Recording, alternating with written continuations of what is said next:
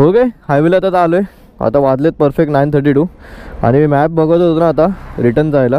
Scene काय आपल्याला ना दमनमधून पण जायला रस्ता आहे आणि डायरेक्ट ना इकडनं आपण वापीला बाहेर पडून ना बघा इकडे वापीला बाहेर पडून डायरेक्ट हायवेवरनं जाऊ शकतो आपण.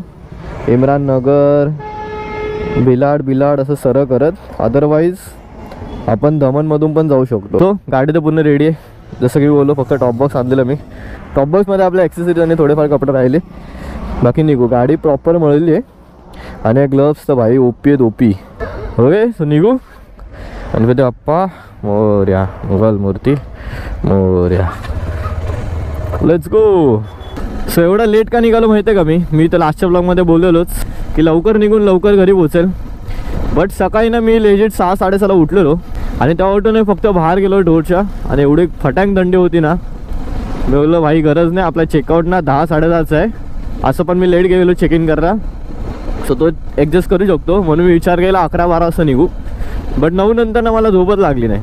मी तडमडतो होतो. मग शेवटी बोलत चल ठीक आहे आता काय बघू जरा बाहेर बघितलं 9पर्यंत ना टेम्परेचर ओके झालेलं.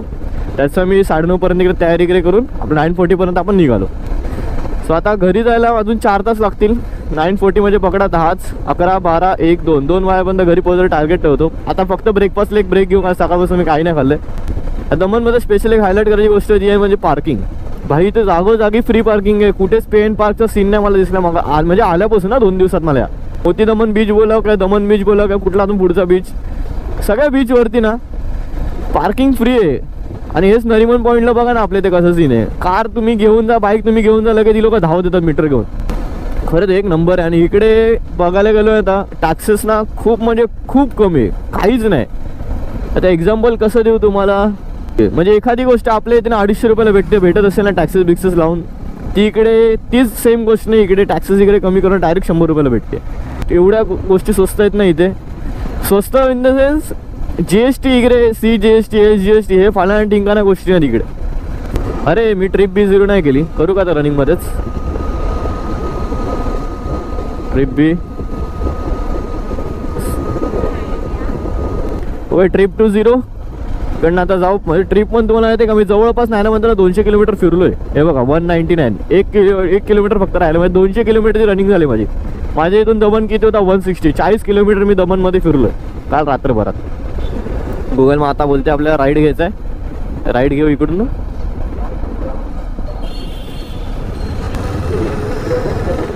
चलो ब्रेकफास्टला कुठे दिसलं ना आता नाही ब्रेकफास्टला थांबत, हायवेला थांबतो डायरेक्ट जाऊन. हे थोडा किलोमीटर्स कव्हर करून घेतो. Thanks for the visit. कुठून बाहेर पडतो काय मिळत हा रस्ता. आता ह्या साईडला सीन काय माहिती आहे का, चला आपल्याला नवीन जागेवरती ना काय माहीत पण नसतं. सो गुगल मॅप सोडून दुसरीकडे कुठे भरोसा ठेवू शकत नाही.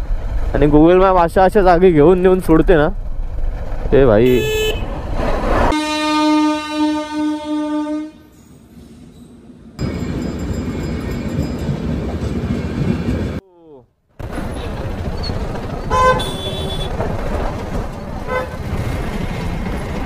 ट्रेन आहे तिकडे. अच्छा गेली नाही अजून, पास नाही झाले. बाई 6 हा बघा कलाकार. ती गाडी मला वाटते मिनिमम 3 ते 4 घेऊन जाईल फक्त टाक्या. आणि घेऊन किती चाललंय बघा. खतरनाक खतरनाक भाई. चलो भाई बघा. तरी पण इथे GZच्याच गाड्या आहेत. गुजरात पासिंगच आहे बा. MS04 मुंबईच आहे. ठाणा आहे, मुंबई काय बोलते, आपल्या ठाण्याचीच पासिंग आहे.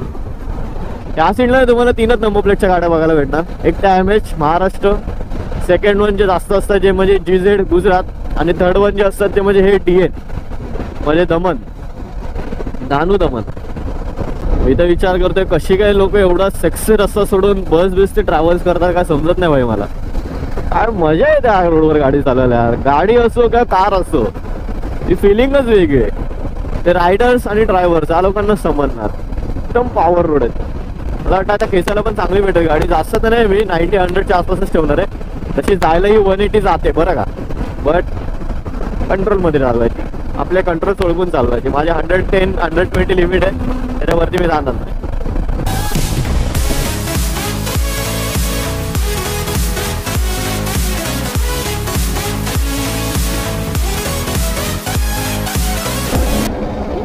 त्याने बोललं सिलेंडरच पाडला.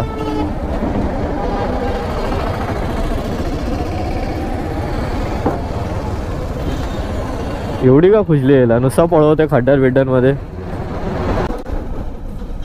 हो भाई साहब, कुठे चालली गँग भर रस्त्यात. शेड थांबलं तर नाश्ता केला पाहिजे इकडे. ओके, सो इथे जरा ब्रेकफास्ट करायला थांबणार नव्हतं मी. इथे साऊथ इंडियन बघितलं ना म्हणून थांबलो. आणि इथे पार्किंग पण सॉर्टेड आहे. आणि विचार केला थांबू इकडे जरा. चालू आहे की नाही. पॉवर बँक घेऊन जाऊ, जरा गोपर चार्ज करतो.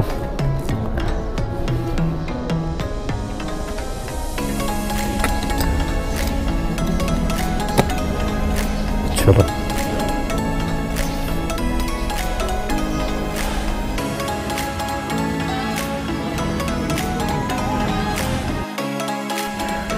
ओके, नाश्ता वगैरे डन. 11:17 आले काय भाई, जास्त टाईम झाला. 10:30ला थांबलेलो तर गॉगल इकडे घेतला. काय सीन ना, ऊन फटांग झाले. ओके, ग्लोव्सचा एक सीन नाही सांगितलं मी.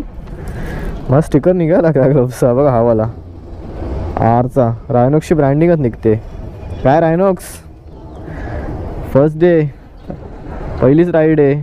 आत्ताशे 300 किलोमीटर पण नाही आले, तुमची ग्लोव्हची ब्रँडिंग निघायला लागली. एक गोष्ट चांगली यार, घ्या डायरेक्ट खेचा आणि फिटिंग प्रॉपर. भर उन्हातून आता जायचं मला. बट एक गोष्ट चांगली, थंडी आयटम नाही काय. हे टोल नाका तर नाही, मग कशाला बांधून ठेवले. टोल तर असे पण घेत नाहीत ती लोक इथून. उगाच स्पीड कमी करायला बांधून ठेवले. अरे राईट नाही गेला, जाऊ का इथे पाठवून. आपण गेला राईटनी. Here we go.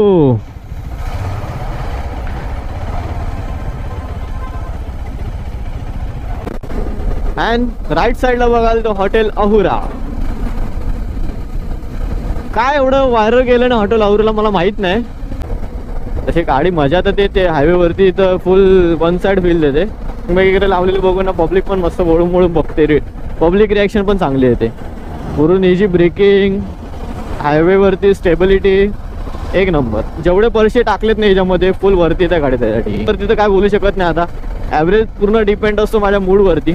मला जर पाहिजे ना तर मी या गाडीवरून 35 to 40 ॲव्हरेज पण काढू शकतो. आणि जर माझी इच्छा नसेल ना तर त्या मला गाडी मला 20-22चा पण ॲव्हरेज देते. डिपेंड्स तुमच्यावरती ॲव्हरेज कसा काढायचा गाडीवरून. बड्यास कोण विचार करत असेल, कोणाचं बजेट नसेलच 3.5-4 लाखाच्या वरती, आणि कोणाला चांगली बाईक पाहिजे लॉंग ट्रिपसाठी, टुरिंगसाठी स्पेशली, तर 390X साठी तुम्ही हमखास जाऊ शकता, नो डाऊट. आता तर काय मला ब्रेकची गरज नाही. नाश्ता तर माझा प्रॉपर झाला तिकडे. मी एक मसाला डोसा खाल्लाय, गार्लिक ब्रेड घेतलेले 2, कॉफी मारून झाली. म्हणजे नाश्ता तर पद्धतशीर झालाय. आता मला जेवायची गरज तर नाही कुठे, डायरेक्ट घरी जाऊनच थांबेल मी. 11 पोटॅटो झालेत. होपफुली मी 2 वाजेपर्यंत तरी घरी असेल. 100 किलोमीटर आपण 1-2 तासात तरी कापू. आता जरा अशा जागेवर गाडी चाललं मजा वाटते ना बघायला, की दोन्ही साईडनी मस्त डोंगर रांग आहे, मधून रस्ता चाललाय घाटातून. आता प्लेन रोड काय बघत बसते कंटिन्यू. प्लेन चाललंय सरळ. महाराष्ट्र सोडलात ना तुम्हाला पुढे सगळे असेच रोड आहेत, फक्त स्ट्रेट एम. तर कुठे घाटबीट आयटम जास्त नाहीये. महाराष्ट्रामध्येच असं आहे की तुम्हाला भरपूर जागे घाटानुभवचा अनुभव आहे. सगळ्यात भारी तर भाई कोकण. आपल्या तर 26 तारखेला तर राईडची तर अजून मजा येणार. कारण 26 तारखेला आपण असा घाट करणार आहे ना, महाराष्ट्रातला सगळ्यात मोठा घाट आहे. म्हणजेच महाबळेश्वरचा अंबेनेरी घाट. भाई काय व्हिडिओमध्ये मजा येते तो बघायला, एक नंबर. तो चालवायला अजून मजा येईल, खतरनाक वाली. बाकी महाबळेश्वर राईडचं ना प्लॅन तर अजून मी बनवला नाही आहे प्रॉपर असा. वरच्यावर रफ प्लॅन आहे. प्रॉपर जेव्हा प्लॅन बनेल ना, म्हणजे मीटअप पॉईंट कुठे असणार आहे, किती वाजता निघायचं आहे, कसं पोहोचायचं आहे, तिकडे जाऊन काय करायचं आहे, फलान ठिकाणं सगळं 2 दिवसाचा मॅप, तो जेव्हा बनेल ना तेव्हा मी एक स्पेशल ब्लॉग तर टाकेलच त्याच्यासाठी. बाकी कोणाला अजून इच्छा असेल याची तर बिंदास येऊ शकता. आपल्या इथे काय एंट्री फी वगैरे काहीच नाही आहे. आपलं सगळं TTM आहे मस्त. बाकी तिकडे स्टेचे वगैरे ऑलरेडी कॉल चालू आहे माझे. मोस्टली तर मी ते ना फ्रीमध्येच करून देऊ शकतो. Let's see. आणि हा माझा रायनॉक्सचा टॅग बघा असा हलतोय. बॉईज ग्लव्स तुमचे स्वस्त नाही आहेत, असे चाळे नाही झाले पाहिजे तुमच्या ग्लव्स सोबत. मी असं पण नाही धुतले का काय केले, ऑलरेडी रगडलेत. पहिलीच राईड आहे माझी ग्लव्स सोबतची. Okay so Surat Dahisar Charoti toll नाका इज हियर. ओ वाव, हा कुठला रॉंग वे येतोय टोल नाक्यावरती, आणि हा इकडनं का चाललाय? ठीक आहे, तुझी लेन आहे काय?